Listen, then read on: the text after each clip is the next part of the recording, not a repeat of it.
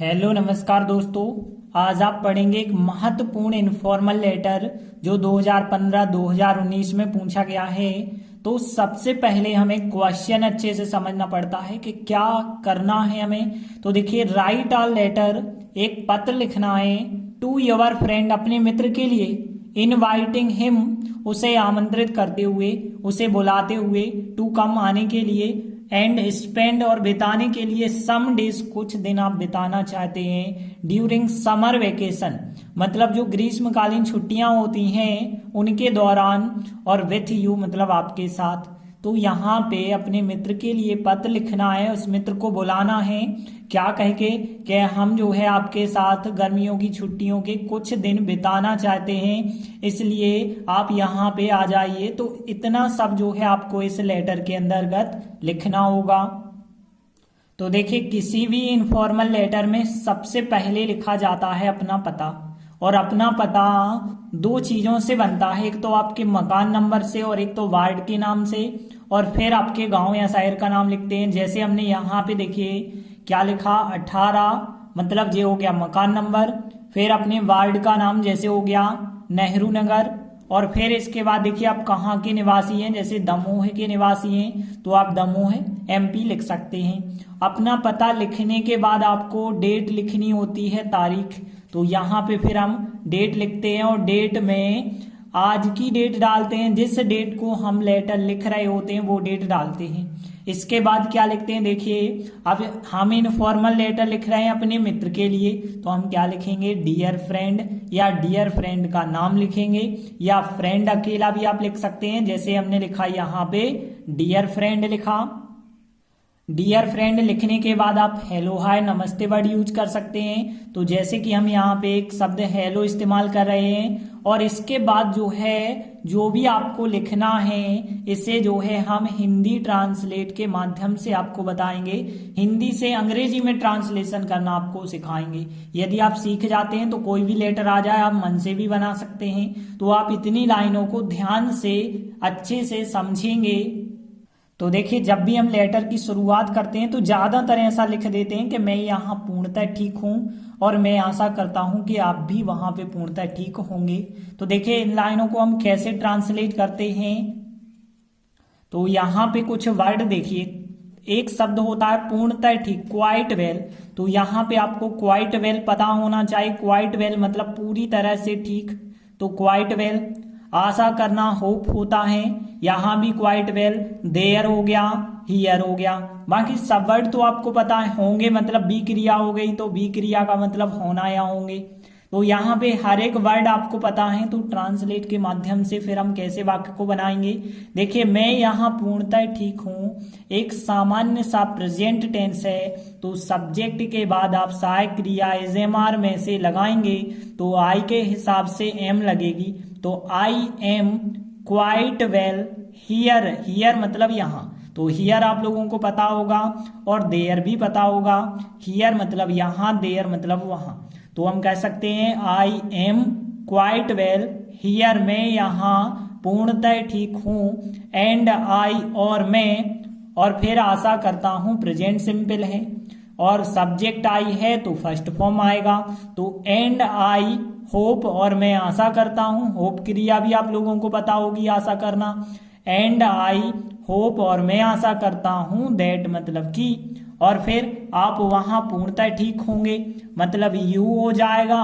अब पूर्णतः ठीक होंगे फ्यूचर टेंस है, सहायक क्रिया आप इस्तेमाल करोगे यू के हिसाब से विल, तो यू विल, और बी मतलब होंगे, बी मतलब होंगे, और क्वाइट वेल मतलब पूर्णतः ठीक होंगे, और वहां के लिए कौन सा हमने वर्ड बताया, देयर, देयर मतलब वहां, तो you will be quite well there. तो देखिए, I am quite well here, and I hope that you will be quite well there.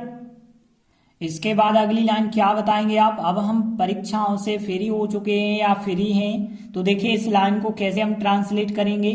अब के लिए कौन सा शब्द होता है, NOW, नाउ मतलब होता है अब, और हम मतलब वी हो जाएगा।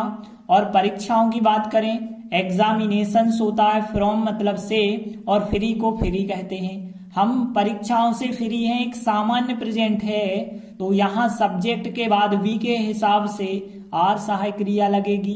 तो नाउ मतलब अब, और we are free from examinations, तो नाउ मतलब अब, और फिर we are free from examinations, अब हम परीक्षाओं से फ्री हैं। और फिर आगे की लाइन, हमारी ग्रीष्मकालीन छुट्टियां भी शुरू हो गई हैं। देखिए अवर मतलब हमारी, और फिर ग्रीष्मकालीन छुट्टियों के लिए समर वेकेशन कहा जाता है, तो यहाँ पे समर वेकेशंस हो जाएगा बहुवचन, क्योंकि छुट्टियां लिखी गई हैं। तो समर वेकेशंस मतलब आवर समर वेकेशंस। और भी के लिए कौन सा शब्द होता है? आल्सो, आल्सो होता है भी के लिए, आल्सो। शुरू हो गई हैं मतलब स्टार्ट क्रिया, स्टार्ट मतलब होता है शुरू होना, तो स्टार्टेड इसका थर्ड फॉर्म होता है। अब देखिए यहाँ पे जो वाक्य है प्रेजेंट परफेक्ट का है, और प्रेजेंट परफेक्ट में आपको सहायक क्रिया हैज हैव थर्ड फॉर्म लगाना पड़ता है। तो यहाँ पे हम हैव सहायक क्रिया लगाएंगे क्योंकि छुट्टियां बहुवचन है। तो आवर समर वेकेशंस हैव, फिर आल्सो थर्ड फॉर्म होगा आल्सो स्टार्टेड। देखे तो सरल सा वाक्य था कि our summer vacations have also started. तो देखिए इन पांचों लाइनों का हम ट्रांसलेट रिपीट कर दें यदि, I am quite well here and I hope that you will be quite well there, now we are free from examinations, our summer vacations have also started. तो यह 5 लाइन तो आपसे बिल्कुल बन जाएंगी ना।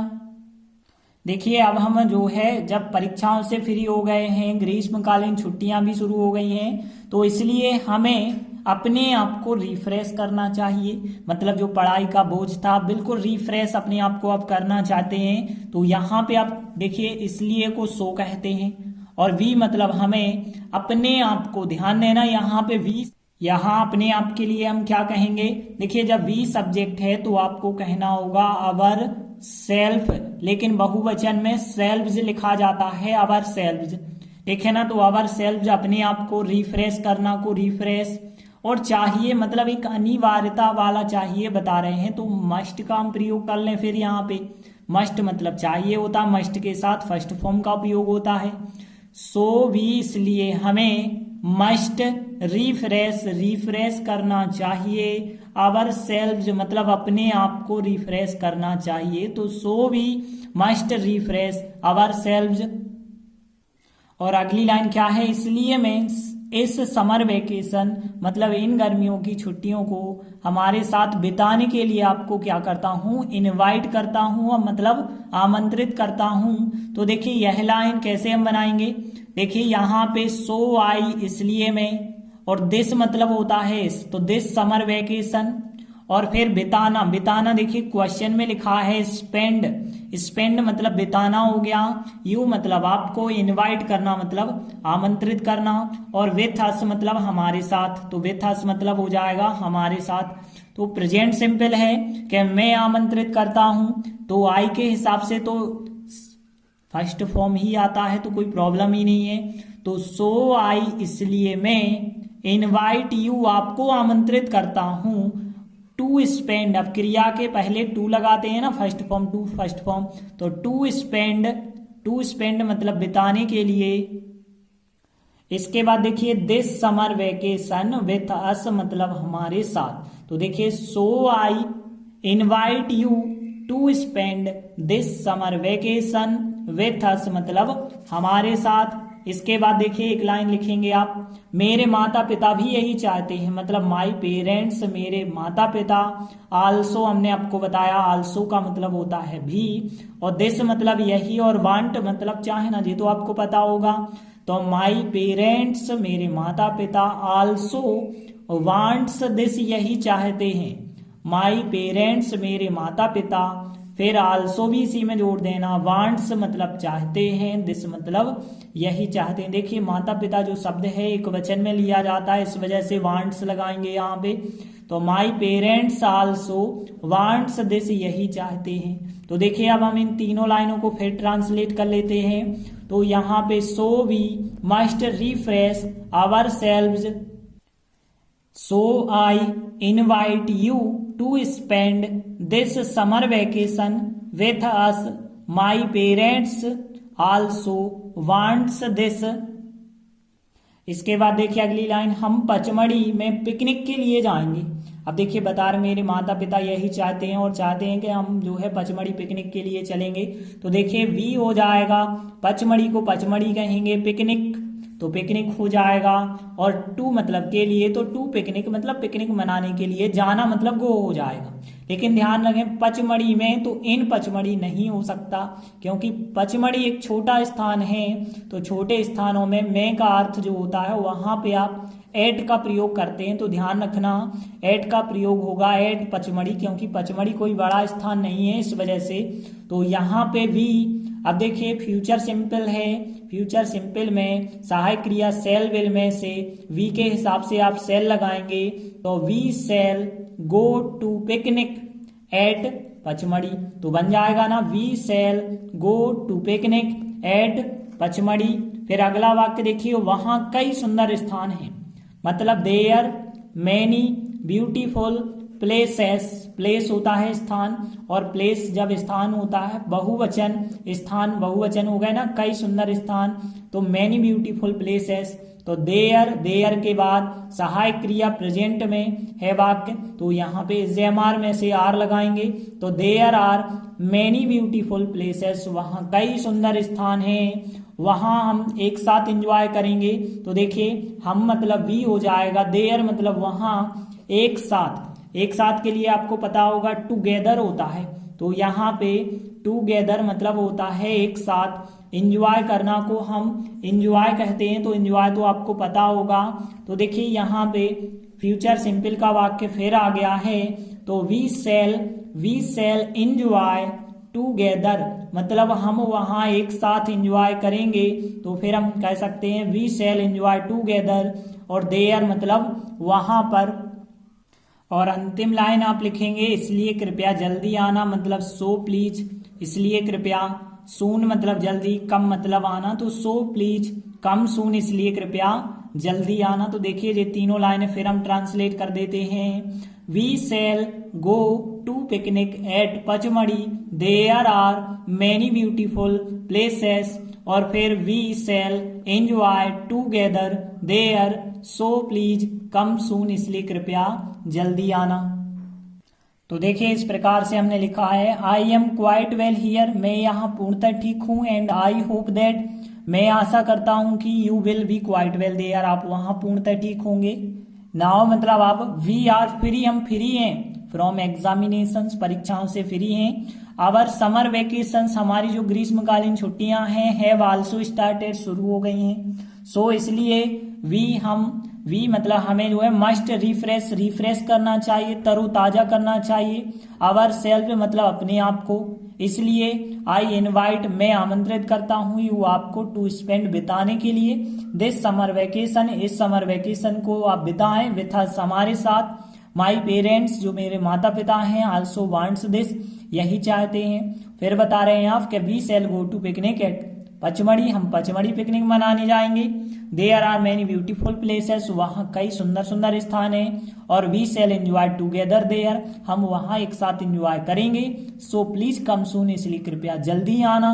तो इतना जो है आप लोगों से यदि ट्रांसलेट करते बन गया तो आपसे फिर पूरा लेटर बन जाएगा।